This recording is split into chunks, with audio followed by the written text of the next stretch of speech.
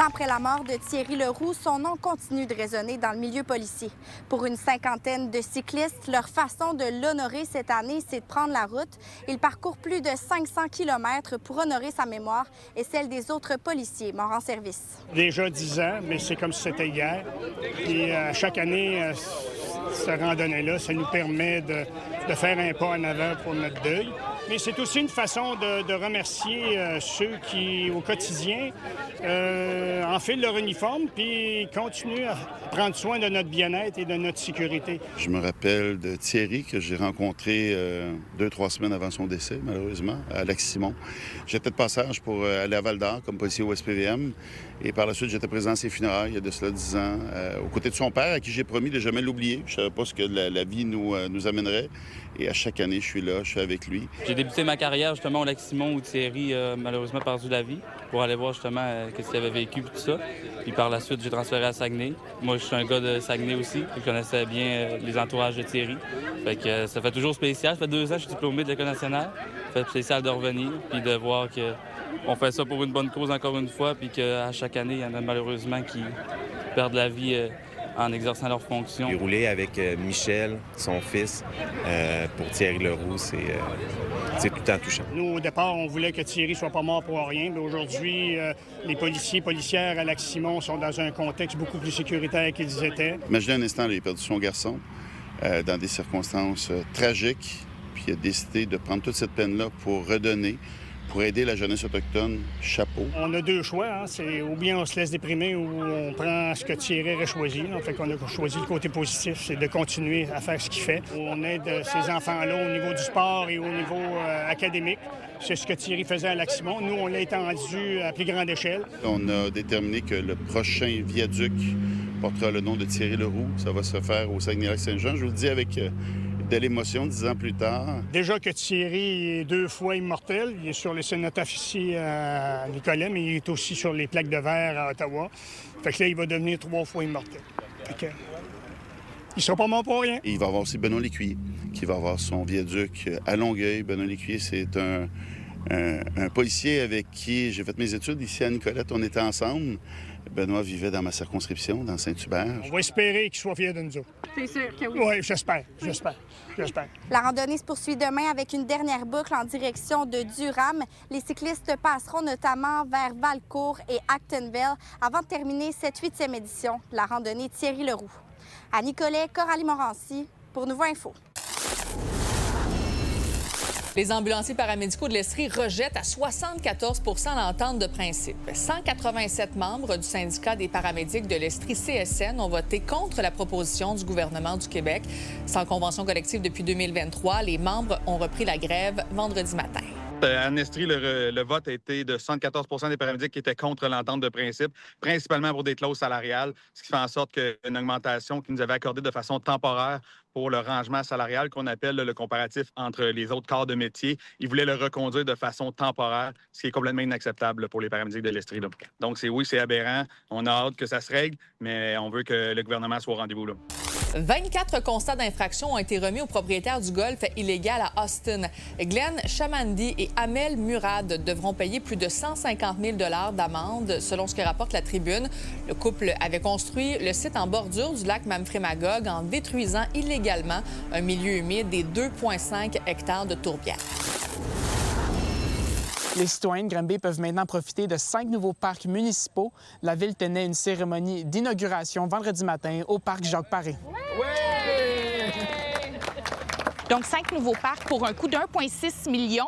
Et pourquoi ces 5 parcs-là? Il y avait vraiment un désir de venir s'assurer que l'ensemble de la ville réponde aux besoins des citoyens, de créer des milieux de vie. Dans les dernières années, on faisait environ un parc par année. Je pense que c'était la première fois que la ville livrait autant de parcs en un si court laps de temps. On a le parc Jacques-Paré où on est présentement Philippe-Ernest Thibodeau, Adrienne Baudry-Dumas, Gérard Allard et Roland Gagné. Les parcs sont placés de façon stratégique dans des quartiers en développement. Donc, vraiment, le secteur sud-ouest, on vient rajouter des parcs et des parcs avec des modules de jeu, certains avec des sentiers, d'autres avec des éléments d'hébertis. Donc, on est vraiment venu varier les types de parcs selon les besoins des familles dans chacun des milieux. Donc, on sait, on a au-dessus d'une centaine de parcs à Granby et on est vraiment venu faire la cartographie. À quel endroit ils marquent des parcs? À quel endroit ça va se développer? Et surtout, c'est de venir bonifier et combler les nouveaux quartiers qui poussent avec des milieux de vie de qualité. C'est un début. Il y aura d'autres parcs à compléter, mais là, vraiment, on peut dire qu'on aura rattrapé peut-être un léger retard. On le sait, un parc, c'est un lieu de rencontre, c'est un lieu où les enfants viennent jouer, où les familles se promènent, où on vient se reposer. Un parc aussi, ça peut raconter quelque chose à propos de celles et ceux qui ont contribué à bâtir notre communauté. Et c'est justement ce qu'on fait aujourd'hui en nommant ces 5 parcs. Jacques Perret a consacré sa vie, sa grande partie de sa vie à la nature, aux animaux, aux zoos, au Centre d'interprétation de la nature. Le thème des animaux et des oiseaux qui est choisi pour son parc, c'est un hommage direct à son engagement. Mes fils et mes petits-enfants sont très fiers de ça. C'est un hommage, je trouve, qui est bien mérité. Ça a toujours été un homme d'une générosité naturelle et puis très impliqué. Ce qui est important, c'est le rappel que les villes donnent à plusieurs personnes pour leur engagement social. Ça en prend des gens comme ça pour faire évoluer la société sainement, je trouve. C'est vraiment une volonté au niveau de la ville et du conseil de s'assurer que l'ensemble des quartiers puissent avoir des espaces verts. Donc, on vous invite dans les prochaines semaines, les prochains mois, que ce soit l'été, l'hiver, peu importe la saison, venez profiter de ces espaces-là. C'est des espaces qui vous appartiennent. À Granby, Noah Abel pour Nouveau Info. Bonjour, je suis Alex Larvé, je suis directeur des opérations Brascol à la Confrérie Artisan Brasseur et également copropriétaire. Dans n'importe quoi, la cuisine, la bière et tout, il faut quand même réussir à goûter aux produits. On prend toujours des échantillons pour justement valider. Surtout dans cette bière-là, dans le fond, c'est une nouvelle bière qu'on est en train de développer. En bouche aussi, c'est de voir est-ce que ça a donné exactement ce qu'on voulait en termes de goût. Là, présentement, aujourd'hui, on va vraiment aller chercher des paramètres comme le pH, la densité finale pour être certain qu'on est dans les paramètres de normes de la recette. Donc, j'essaie toujours de pouvoir naturellement enlever, on pourrait dire, le gazage qui est présentement là pour pouvoir prendre des données. Comme ça, on est capable de dire, bien, cette bière-là, elle a 6,5 % d'alcool. Bien là, présentement, ici, on est dans notre humble salle de brassage à la Confrérie ici. Qui dit microbrasserie dit quand même assez artisanal, mais à des niveaux puis des paliers très différents. Nous, on a choisi d'être relativement assez petits. Notre production est relativement minimaliste. Là, on fait environ 35 000 litres par année, comparativement à peut-être des entreprises de la région qui sont dans le tour de 200-300 000 litres par année, quasiment 10 fois notre production. Nous, on a vraiment visé un modèle d'affaires un petit peu plus petit qui nous permettait vraiment de travailler avec les acteurs de la région. On brasse beaucoup des bières fruitières qu'on appelle. Donc, travailler avec des framboises qui viennent de Saint-François-Xavier, des fraises qui viennent de Val-Joli, travailler avec, dans le fond, le fruit de la région. Puis ça, bien, la raison pourquoi on est allé vers ce modèle-là, c'est qu'on voulait justement travailler avec des gens, des artisans de la région, puis faire rayonner un petit peu tout ça au complet.